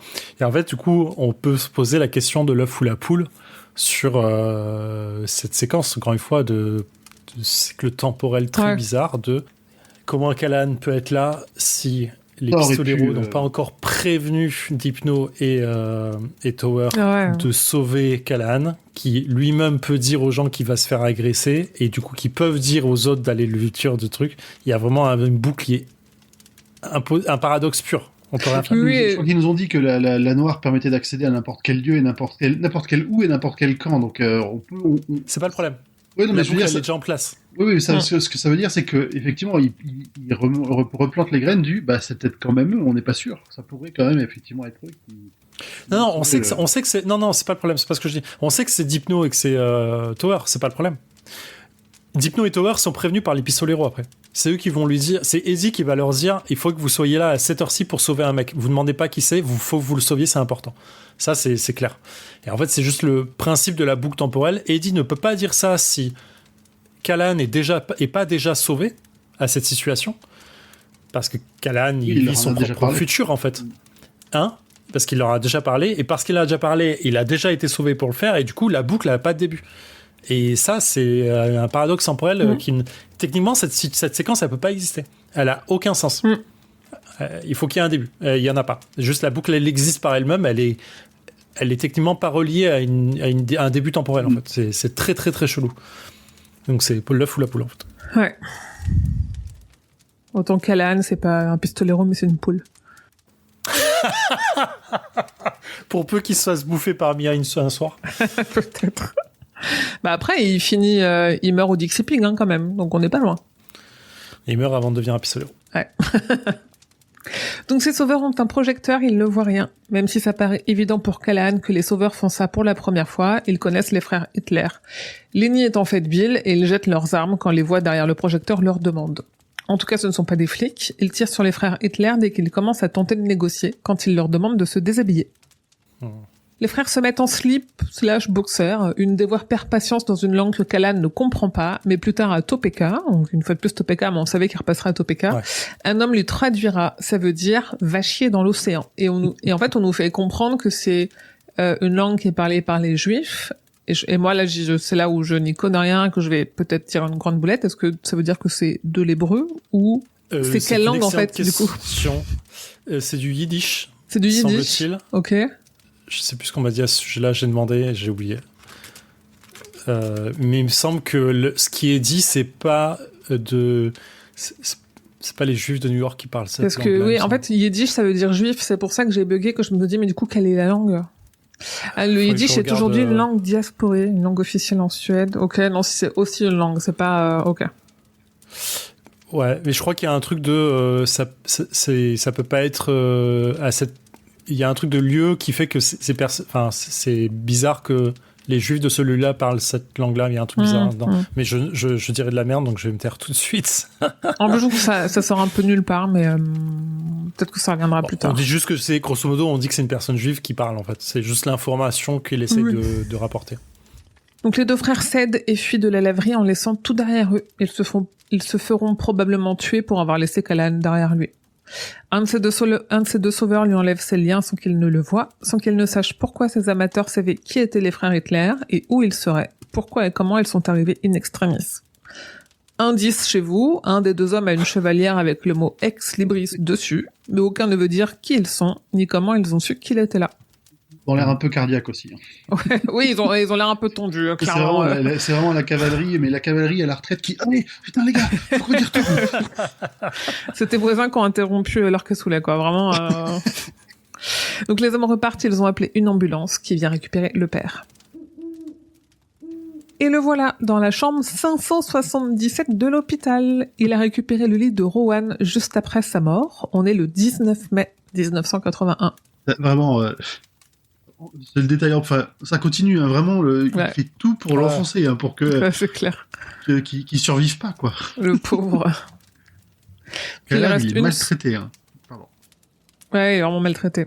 Il reste une semaine à l'hôpital, puis il va dans une maison de santé dans le Queens, et 6 jours plus tard, il voit l'annonce de la mort des deux frères dans un journal. Et en quittant à nouveau New York, Callahan a cherché la passerelle au pont George Washington, mais elle a disparu. J'aime bien que Callahan se pose la question lui-même de... C'est quand même bizarre, Callahan... Oh là là, vraiment... Et il le dit plusieurs fois, c'était pas la première fois qu'elle le disait. Ouais, je trouve ça trop drôle. Ouais. C'est vraiment King qui dit vous avez vu, c'est bizarre. Hein oui, je savais pas quoi faire du personnage. Je me suis dit que ça allait marcher. En fait, ce qui est marrant, c'est que Callahan s'appelait déjà comme ça avant qu'il écrive La Tour Sombre, et que Oui. Cala, en espagnol, qui est quand même l'inspiration pour tout le western que crée King dans La Tour Sombre, ça veut dire ville, tu vois. C'est le cas qui a écrit ça, parce que c'était pas prévu dès le départ comme ça. Non, c'est trop marrant. C'est Oui. trop marrant. Ouais. C'est... Et notons que, alors je sais pas si j'ai déjà parlé ici de The End Times, qui est un journal fictif post-apocalyptique auquel King participe sous la plume de Claudia Inés Bachmann, qui est vraiment en mode, on est, je crois, 12 ans après une catastrophe qui fait que il y a assez peu d'humains qui ont survécu, on est dans une communauté de survivants, machin truc, et en fait, là, dans le numéro 2 qui est sorti au mois de décembre, du coup, il y a une mention d'une pasteur qui s'appelle Callahan. Ah, trop bien. Ouais, des petits clins d'œil, ça fait toujours plaisir. Il a aperçu quelques autoroutes occultes dans les 2 mois qui ont suivi, mais pas plus. Tout ce qu'il voulait, c'était faire de l'intérim et se trouver un bar de quartier agréable. Callahan boit tous les soirs et raconte son histoire à qui veut l'entendre, jusqu'à ce qu'il arrive à Topeka à la fin de l'hiver 82, où il touche le fond, une cellule de prison. Passage que j'ai rien compris. En fait, il est pas très clair sur. Au début, je me disais putain, c'est quoi les voix et tout. Je pense que c'est juste un autre prisonnier au bout du couloir qui est. Ouais, mais pourquoi Ouais. Je suis assez d'accord. Je pense que je l'ai relu 2 fois parce que j'ai un peu bugué. C'était un peu pénible à résumer. C'est un peu les délires de il est en délirium très mince, il entend des choses aussi. Ouais. Lui-même ne comprend pas. Lui-même raconte un passage qui est confus pour lui parce qu'il était vraiment au bout du rouleau. Oui. Oui, mais pourquoi faire 2 pages là-dessus 2 pages et demie, tu vois, Ouais. Ah ouais, je me dis, je l'ai relu en me disant, il y a forcément un truc qui est important. Genre, King aurait fait un truc genre, j'ai passé 2 jours, 3 jours en délirium complet sans comprendre ce qui allait autour de moi. C'était plus simple. Là, il fait un passage entier qui a aucun sens. Qui est et je me dis, il y a forcément des infos dedans qui sont super importantes quelque part, quoi, des noms qui doivent ressortir et tout. Parce que moi, je sais pas. Et en effet, en fait, à un soir où il est vraiment très très bourré et où les voix dans sa tête ne veulent pas se taire, il est pris de violents tremblements. Il se chie dessus au son d'une voix dans le couloir qui récite des noms par ordre alphabétique. Et je pense que c'est juste un psychotique qui est au bout du couloir dans la prison ou dans une cellule de dégrisement ou que sais-je, quoi. On a des détails pareils qui sont inutiles. Avec sur un mur, il y a écrit Banco Skank et un autre qui dit « Je viens de faire ma 19e dépression nerveuse ». Et dans ces convulsions, Callahan bascule et se rebrise la mâchoire et le nez. Donc même là, il en chie. Les souvenirs du soir avec les frères Hitler lui reviennent. Ces 2 sauveurs morts de peur qui ont risqué leur vie pour lui. Cette ivrogne qui traîne dans son sang et son caca 8 mois plus tard. Donc Callahan se donne 1 an. Il a le déclic. En fait, il a jusqu'à février 83 pour arrêter de boire, sinon il se tuera. En plus, Callahan, il sait comment s'en sortir, il l'a déjà fait, et du coup, il s'en sort, et à l'automne 82, il n'a même plus envie de boire. Il change de décor, change d'état et de refuge, il se retrouve au refuge du phare à Détroit, et c'est là qu'en février 83, il meurt, et ça c'est Jake qui le devine parce qu'il sait de quoi il parle. Il a un peu d'expérience sur la matière. Tu as reparlé de Topeka et du fait qu'ils connaissent l'endroit avec le... Attends, t'es où là, passage... J'ai viens de finir le 13. Ouais, d'accord. Parce que en fait, il voit le catch park où ils sortent de Blaine. Ouais. Et je trouve ça trop drôle en fait. Mais c'est vrai que je l'ai pas déjà dit, mais relevé. juste c'est là où c'est là. Quoi. Ouais. C'est fou, c'est le passage où les pistolets ressortent, ils voient le train dans le parc truc en disant putain, on sort d'un train qui a failli nous tuer, c'est encore un train qui est là. Et Callahan est sorti de là, c'est vraiment le premier truc on commence à suivre notre même route quoi. Putain, mais est-ce que à ce moment-là, Callahan, il est en avance d'eux ou il est en retard? 83, il est en avance. Il passe Parce d'abord. en fait, il est là. Alors, pour être précis, dans ce moment-là, si je comprends, il est dans le monde du fléau. Oui, c'est ça. Pour moi, c'est même pas dans le même monde en fait. Ouais, il est dans l'Amérique du fléau en tout cas, où le fléau va arriver, mais la grippe va arriver, mais elle n'est pas encore là. Et du coup, il est dans ce refuge à Topeka de alcooliques anonymes. Ouais, donc il est bien, et du coup, il est en après, avance. c'est arrivé. Ouais, il est en avance. 8 ans en avance. Ou peut-être 5. Ou 5, on sait pas. C'est en quelle année le fléau que ça se passe? Juste pour savoir de combien d'années il a loupé le truc, tu sais. One eternity later. Je pense que dans le roman, il y a des notions de date, mais je l'ai pas. Y a rien là. Ah, début J'ai rien d'été à prendre. 90. Ah bah oui, donc il est avant, C'est du coup c'est bon. C'est pas la réédition, ça? Il parle pas de la Ouais, réédition? c'est juste une critique qui commence. Oui, non. Non, je pense que bon, il faudrait relire le roman. Oh non! C'est pas grave, c'est un des meilleurs King de loin. Dites-nous dans les commentaires si vous avez la date. En vrai, je pense que je l'ai quelque part. Hein. Il faut juste que je retrouve le conducteur que j'avais quand j'ai fait le podcast. Est-ce que c'est important parce qu'on fait juste un podcast sur ça et que ce serait intéressant de voir les crossovers qu'il y a entre les trucs? Je sais pas. Hein. Non, c'est début d'été 90, c'est bien ça. C'est ce qui est mentionné donc c'est dans le futur par rapport au moment où il l'a publié. Ouais, du coup, c'est dans le futur. Non, c'est ça. Pourquoi King change d'époque et en fait le fléau se passe bien dans les années 90. Oui, c'est ça. Parce qu'il y a une partie qui s'appelle Le Grand Voyage, qui se passe de juin 90 à juillet 90. Avec Bill, gérant de station-service, machin. Ouais, c'est ça. Années 90, Okay. ça se passe. C'est marrant parce qu'il décale rarement autant ses récits. Mais là, c'est ce qu'il a fait. Ouais. Bah voilà, du coup on sait. Bah, du coup il est en avance. Du coup, il en avance. Donc Callahan, à cette époque, pense avoir perdu la vision des types 3 et un jour, le patron du refuge reçoit une lettre annonçant qu'ils peuvent recevoir une donation d'$1 million de la part de la Sombra Corporation. Ils sont invités dans les bureaux pour les rencontrer le 19 décembre 1983. Juste au début du passage 15, dans lequel tu es, il y a marqué et vous y êtes allé, dit Roland, nous sommes tous allés, blablabla. Suzanne sursauta en entendant le nom donc de Reagan, parce qu'elle pensait pas que Reagan puisse être élu président.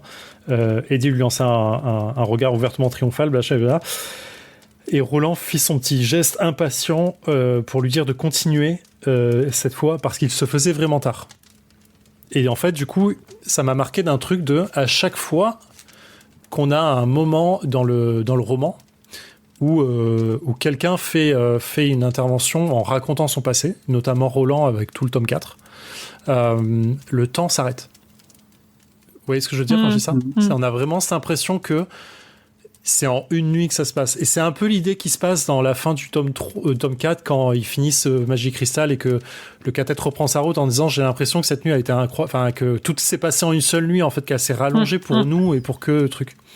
Et j'ai une hypothèse autour de ça que quand Callahan, lui, le fait, le temps passe. C'est long. Ça prend plusieurs nuits pour qu'il raconte son histoire. Alors, soit c'est un très mauvais conteur, parce que je ne doute pas, mais il y a quand même un effet autour de ça ça doit prendre du temps, et là, ça fatigue, en fait, de t'écouter, mec. Donc, accélère, s'il te plaît. Je me fais une remarque aussi à moi-même dedans. Et du coup, je trouvais qu'on ressentait, en fait, ce temps passé par Callahan, et en fait, que le récit prend son temps, qu'il n'y a pas cette bulle, comme RF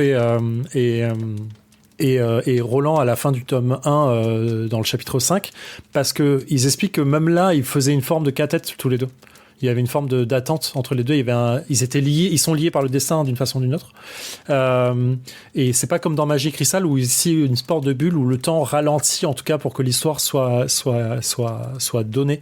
Le cathète, c'est le fait d'être dans un cathète qui permet d'avoir cette et c'est exactement ce que je pense. C'est qu'en fait le récit, il prend son temps dans ces cadres du cathète, parce que le cathète fait en sorte que ça prenne le temps du récit.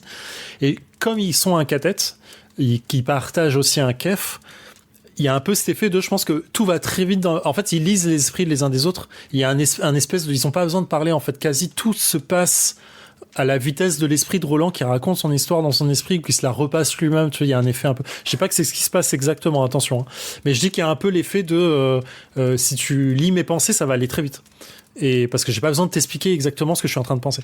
Et du coup, je pense qu'il y a un peu cet effet de ça qui fait que le truc va beaucoup plus vite. C'est que ça prend comme du temps, mais ça va beaucoup plus vite de partager les histoires en tant que cathète dans une vraie palabre.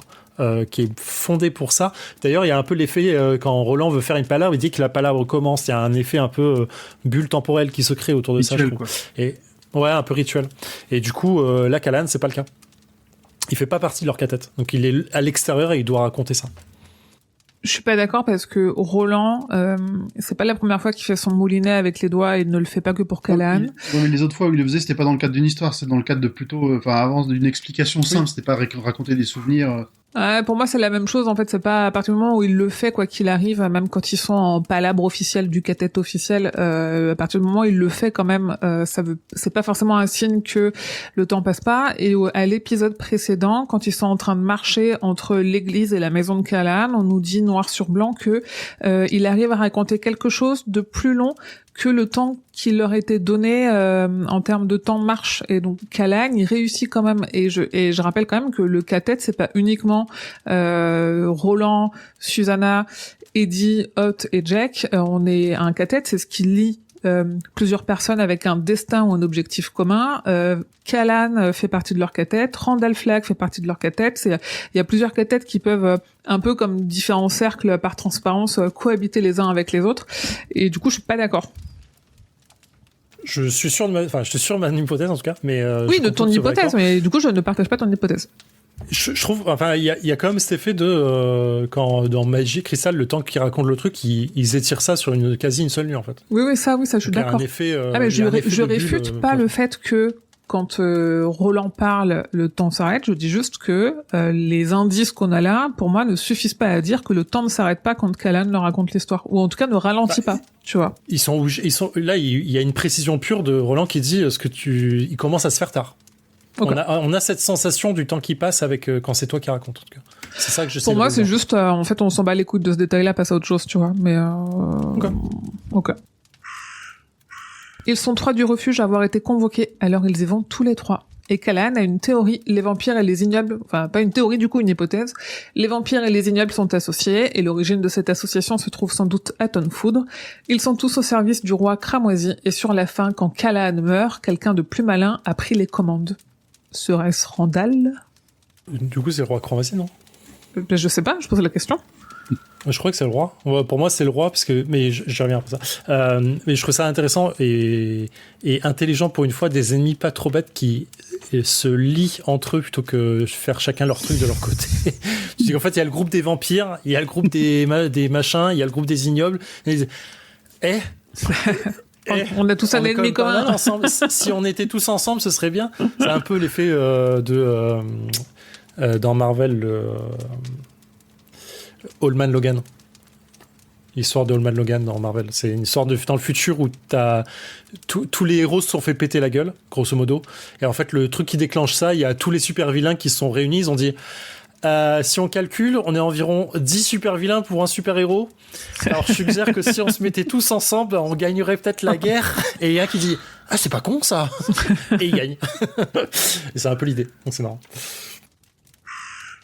Le rendez-vous est donc un 19 décembre à 16h20. Allez savoir pourquoi. La Sombra Corp est au 33... Oui, trop chelou cette précision. J'ai essayé de calculer dans tous les sens en mode les gars, pourquoi ça fait pas 19 ? Je comprends pas. C'est un rendez-vous très officiel dans une PM, quoi, tu vois. Pour moi, c'est la précision que c'est dans une grosse société. Il y a une heure d'arrivée précise. C'est ton créneau, c'est pas autre chose. Pour moi, c'est qu'à 4h19, le mec arrive. Et il dit le mec en costard arrive à 4h19. Et je pense que c'est juste pour ça. Mais pourquoi 4h, je sais pas. Il y a presque un côté comme Gripsou, c'est pas une entité de notre monde. Enfin, ça, c'est pas une entité de notre monde. Et donc, à chaque fois qu'il essaye de prendre des formes que nous, on connaît, elles sont un peu à côté de la plaque, elles sont un peu surjouées, elles sont un peu caricaturales et tout. Et du coup, Grand Poil, tu me fais penser à ça un peu en mode, en fait, c'est OK, dans les entreprises, comment on fait ? On a des rendez-vous à des heures précises. Bon, bah, l'heure précise, c'est 16h20. Et il y a un peu ça, parce qu'on nous le dit plus tard, de toute façon, Callahan, il a l'impression que dans ces bureaux-là, tout le monde est des figurants. Ça se trouve, ils sont même pas humains. Ça se trouve, c'est des créations, ça se trouve c'est des hallucinations, ça se trouve c'est des créatures d'un autre monde, on sait pas trop quoi, et ça colle assez bien. Donc la Sombra Corp est au 33e étage du 982 de Michigan Avenue, le siège est aux Bahamas, à Nassau, où Eddie faisait passer de la cocaïne. Il y a 19 toujours, le 982. Oui, 982 ça fait 19, ouais. Ils sont emmenés dans une salle de conférence vers Dieu le Père, alors les alarmes de Callahan se déclenchent, mais c'est trop tard. La porte claque très fort derrière eux. Callahan a toutes les alarmes qui hurlent. Il y a 13 personnes dans la pièce. 3 ignobles qui fument, 9 vampires type 3, et un homme de 60 ans avec un cercle de sang rouge sur le front, dents en pointe, chemise jaune et cravate rouge. C'est Sayre. S-A-Y-R-E. Je vais peut-être faire mon ignorant, mais 13 personnes autour d'une table, c'est pas la scène? Ils sont que 12. C'est 12, mais 13 avec Marie-Madeleine. Enfin, Marie-Madeleine, je sais plus qui est... Non, pas Marie-Madeleine. Je crois que c'est 12, non? Non, c'est pas 13, parce que 12 apôtres et Jésus. Ah, 12 apôtres et Jésus, oui, pardon, c'est ça. Ouais, t'as raison. Les deux du refuge avec qui Callan est venu s'effondrent. L'homme lui dit « Eux s'en sortiront, mais lui non. » Quand Serre parle au vampire et leur offre Callan sur un plateau, il entend le carillon qui l'appelle au loin. L'œil au front de Serre se remplit et regarde. L'homme prévient, les types 3 ont le sida et c'est ça qui tuera Callan. Mais le prêtre ne les laissera pas gagner. Il ne se laissera pas toucher. Il court vers la baie vitrée, épaule la première, se dit que la vitre ne cédera pas, mais elle cède. Alors que tout le monde échoue à l'attraper, Callan tombe. Alors, il prie. Il prie, ouais, il se passe beaucoup de choses. Je suis allée vite, hein, mais il se passe, il y a beaucoup de choses qui lui passent par la tête, parce qu'il, vraiment, on l'attrape un petit peu, il arrive à se dégager, machin, c'est, ouais. Sur l'œil qui se remplit, du coup, il y a un truc de, le roi voit à travers les yeux cravés sur le front. J'avais jamais relevé ça, en fait. Ouais. Callan se souvient du moment de la mort. Jake aussi. Le prêtre a entendu le carillon, puis a senti comme un flottement, et le son s'est rapproché. Puis il y a eu de la lumière vers laquelle il s'est rapproché pour fuir le carillon, alors il a plongé. Callan ouvre les yeux, sent une odeur de foin, se redresse, il est dans une étable baignée de la lumière du désert. Le carillon sonne toujours mais s'évanouit puis disparaît, et le bruit est remplacé par celui d'une machine. Callan constate qu'il n'a rien de cassé. Est-ce que sa vie était un rêve? C'est marrant parce que là je me suis refaite avoir, j'avais plus en tête, j'étais plongée dans la lecture, donc j'avais plus en tête qu'il est censé débarquer au relais, parce que on venait de nous dire via Henchik qu'il a débarqué dans la grotte, et donc j'étais en mode, pourquoi ça sent le foin dans la grotte? Je comprends pas. Pourquoi il a une hallucination? Qu'est-ce qu'il est en train de faire? Où il est, quoi? Je me suis refaite avoir. Il sort à la recherche de la machine qui fait du bruit. Il se retourne et voit une porte, la même porte que celle que Roland a vue. Bouton en cristal gravé d'une rose, hiéroglyphe qui signifie dérobé, il le sait. Il visite l'étable qui est somme toute classique et trouve la machine, une pompe à eau qui semble flambant neuve, fabriquée par les industries Lamerck. Et cette pompe, il me semble que Roland l'avait vue aussi, mais elle fonctionnait plus, non? Je sais plus. Je sais plus. Ok. C'est possible. Ok. Callan est interrompu par un salut paternel d'un homme en robe encore non identifié qui lui parle d'un certain Jake et surtout lui dit « Viens, je voudrais te les montrer tous les deux ». Callan est dans un relais de diligence et l'homme qui ne veut pas donner son nom s'impatiente. Alors Callan le suit et dans sa main gauche, il remarque qu'il a une boîte de bois foncé. Il suit dehors l'homme et ne voit rien dans le désert à part 2 points au loin à l'horizon. L'homme, c'est l'homme en noir, il s'appelle Walter, et les 2 personnes à l'horizon, ce sont des gens qu'un jour il rencontrera.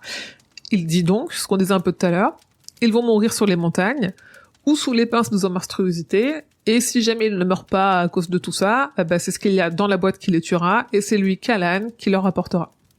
Petit détail, c'est que Walter les aperçoit à peine, et Callan, lui, il les voit plutôt bien, les deux au fond. Hein. Comme un pistolero, dis donc. Peut-être. C'est le roi qui le veut. Callan ira où il doit aller, il vivra une vie paisible et il mourra, et peut-être qu'il rencontrera les 2 et les tuera. C'est comme ça. Walter tend la boîte à Callan et ouvre le couvercle. Le père sent la force de ce qu'elle contient. Il sent la présence de la porte. Contre la promesse de ne plus ouvrir la boîte, Callan fera ce que Walter veut. Puis plein de trucs se déroulent en même temps, et dans la précipitation, mais Walter ouvre la boîte, le père est terrifié par la puissance de la boule, Callan se cogne contre la porte, et le front de l'homme en noir sort de sous sa capuche et dévoile un cercle rouge rempli de sang, donc c'est avec sans doute le roi Cramoisi qui est en train d'observer. La porte s'ouvre, la boule bouge, Callan se sent observé, il se dit même « Mon Dieu, il me voit ». Il prend la boîte et passe la porte, il tombe, il entend toutes les voix de ses proches et celles de l'homme en noir qui lui souhaitent « Bon voyage ». Callan est coincé dans le noir de la boule et voit l'œil du roi Cramoisi qui le regarde depuis la tour sombre. Donc là, en fait, le roi est déjà dans la tour. Ça, c'est intéressant. Et nous, on pense qu'il l'habite, mais en fait, il l'habite pas. En effet, juste, soit il est coincé, soit il la squatte.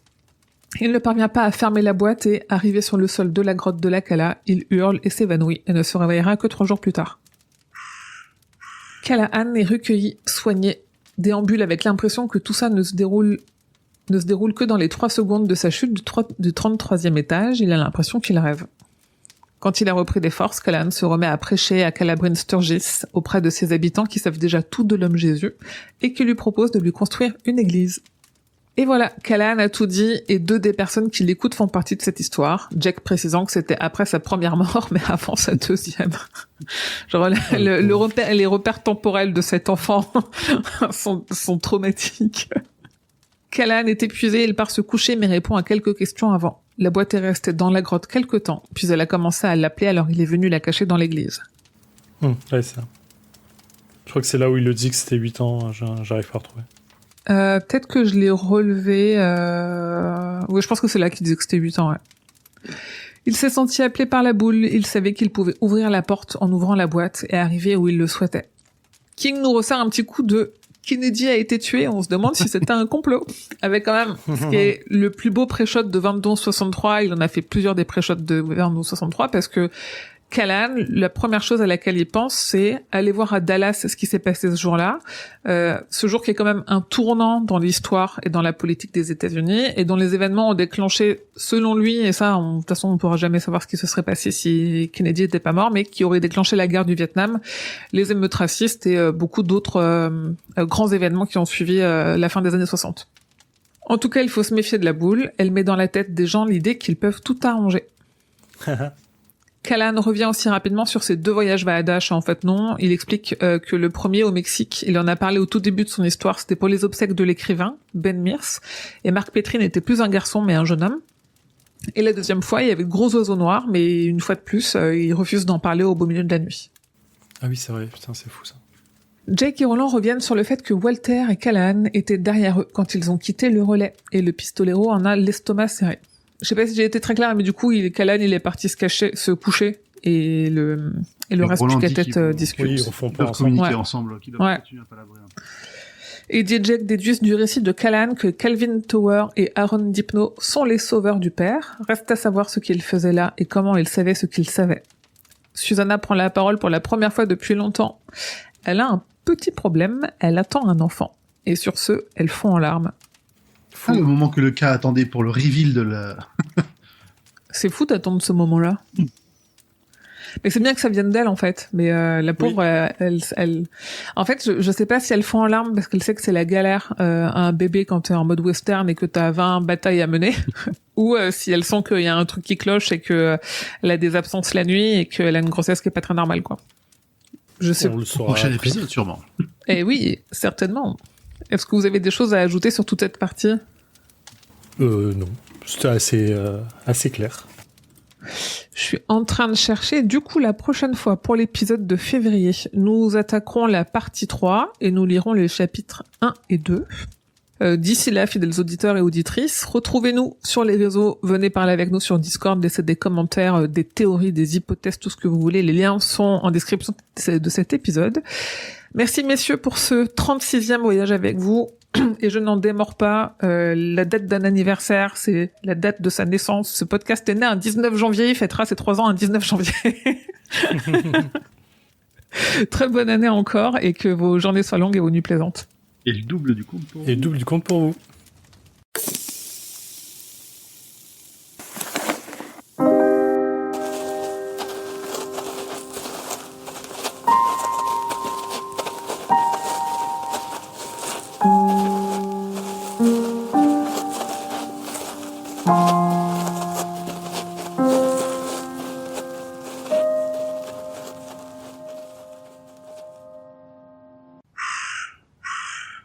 C'est bon. Ok pour moi, normalement.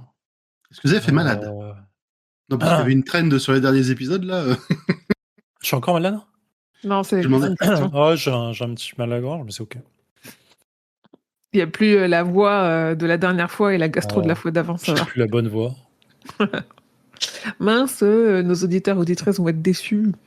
Oh là là. Ah, les auditrices qui se touchent sur ma voix seront pas là ce soir. Peut-être les auditeurs aussi, hein. J'en sais rien. C'est vrai. J'ai été très. C'est tout ce que je leur souhaite, hein. Moi, C'est je toucher sur ta voix. que les gens se fassent plaisir, quoi qu'il arrive. Ce que j'ai envie de ta dire, voix. c'est que Chardic en est témoin. Chardic se touche sur la WhatsApp depuis 36 épisodes. Et je Moi, peux ça te me dire va. qu'il revient à chaque fois à l'heure. Je suis ok, ça me va. Non, je suis pas plus que ça. Touchez-vous sur ma voix. Ok. Sur ce, est-ce que vous êtes prêts à commencer? Oui. Oui. Faut que j'arrête de rigoler pour l'intro, sinon c'est Attends, ridicule. Je lance ma piste. C'est mieux. Ah, mais oui, putain, je vais lancer ma piste aussi. Je te voyais comme ça, et j'ai dit, oh, dis donc, rapide. J'ai fait éclater sans piste, dis donc. Tu sais, ça fait un peu comme dans Le Seigneur des Anneaux, t'as Tom Bombadil qui arrive et qui Ouais. fait oh, un anneau, tiens, je l'enfile. Ouais, facile. Allez, et je repars. C'est pas Tom Bombadil, mais c'est pas. Tom? Ah oui, pardon. Oui, j'ai un dire. Pardon. Je confonds. C'est bon, vous avez fini. Pardon, désolé, on meurt. Tu connais pas le Seigneur des Anneaux? Tu sais, c'est la. Il y a 3 films dessus. T'as jamais vu? Si, mais ce que vous dites là, c'est pas dans les films, non? Il y a pas de Tom Bombadil en version longue. Oui, on est d'accord. Mais ils vont faire bientôt une trilogie dessus. Tu peux. Ah bah cool, parce que Parce j'ai qu'il y pas a, il y vu a le que Hobbit 40 déjà. pages, donc il y a de euh, quoi faire une trilogie pour oui, Peter Jackson. comme c'est le ok. Hobbit, quoi. Si, j'ai vu le Hobbit juste pour Smaug, voilà.